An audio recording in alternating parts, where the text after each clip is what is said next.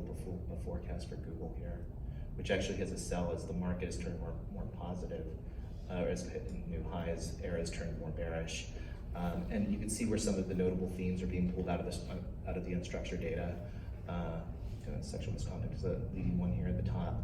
Where there's enough information, Aeira will summarize into paragraph form so that you can see some written research, similar to what we were looking at earlier in the previous presentation.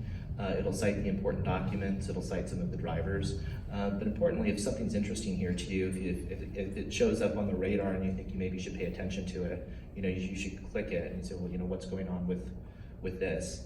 And you could pull into the reports. You can click it to see how Aeira is summarizing it, which will put it into bullet form and give you a sentiment analysis. But if you want to look at the full report, you can. You can go back into the company. And what we want to show too, though, is how you can take this unstructured information and you can start to marry it to structured information. So how does this sentiment analysis and ultimately this topic kind of understanding start to feed into the quarter? What could it mean from the standpoint of revenues? And the idea is to get to the point where you could deliver to investors something that's more familiar to them, not just a sentiment score, which they don't understand, something that's normalized between 0 and 1, but something that suggests, these are the catalysts for the stock. These are where we see estimate revisions based on what people are talking about and what people are sharing. This is where we see valuation dislocations. And to be able to make it super easy in a front-end interface.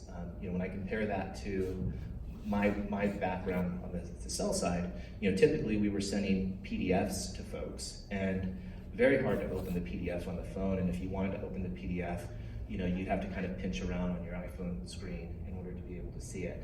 But as we get closer to even understanding things like events, and being able to, I think last night it was for Oracle, you can click in and you can kind of see how Aeira is transcribing the event real time.